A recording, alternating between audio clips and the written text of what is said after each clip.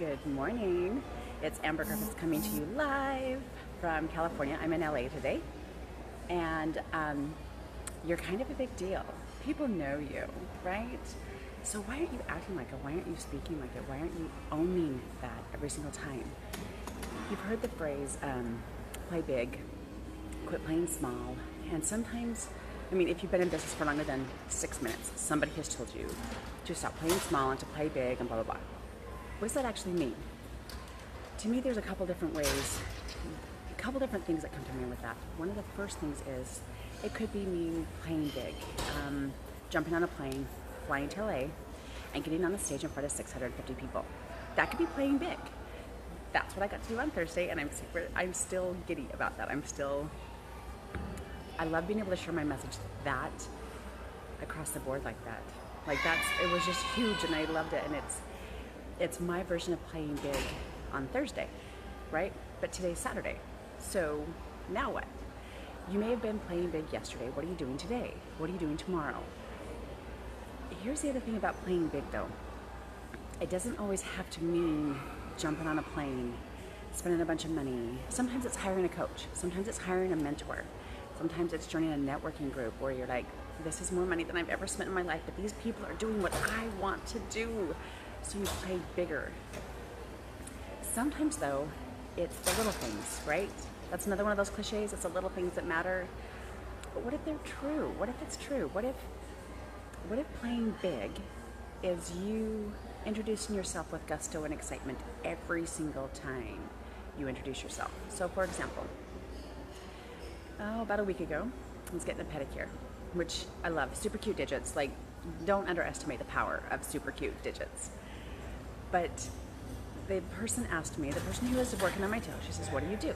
I realize this is a surface, shallow conversation. This is just small talk while we are together for the next 45 minutes to an hour. However, it's a great opportunity to really share what you do. And not because you think that they're going to be a client, but what if you just practiced it?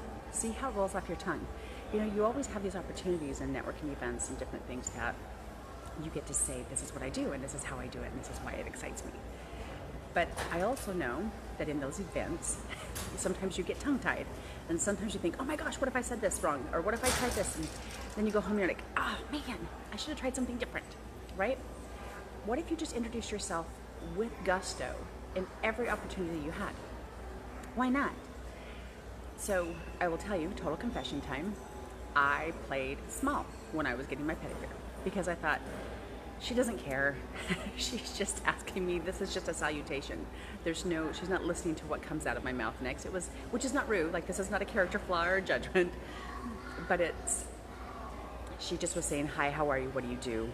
Small talk, right? This is what we do. We just say these words. And I gave it away. You know what I said? I'm so embarrassed, but total transparency here. I said, oh, I work from home. And left it at that. Now, there's nothing wrong with working from home. There is nothing wrong with that at all. But I'm a freaking rock star, and I said, I work from home. I give up. I totally let it go. I could have said, I'm a branding expert and rock star, and I have a home office. If I was really dedicated, if I was committed to that I work from home line. But instead, in fact, it would have been a great opportunity to say, I work with small business owners and entrepreneurs to help them create a brand that makes them more money and let them enjoy the genuine thrill of getting paid to do what they love to do. It would have been a great time to try out something new, to test a new benefit, to test a new phrasing. No, I gave it away.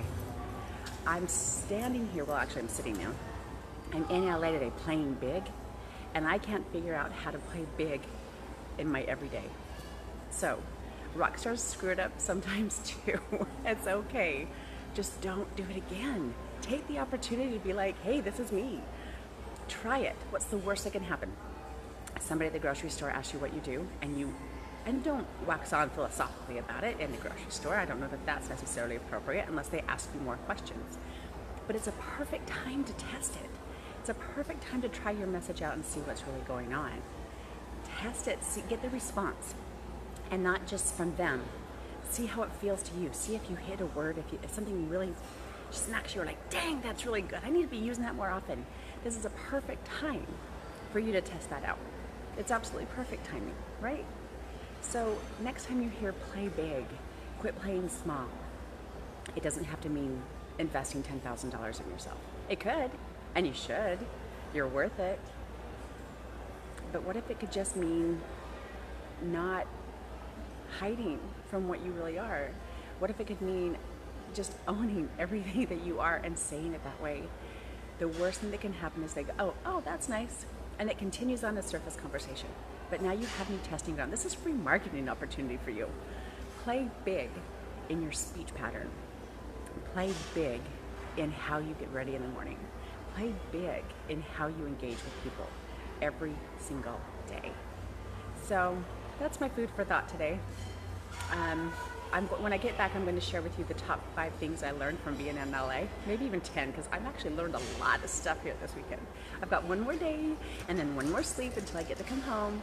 But in the meantime, I'm playing big.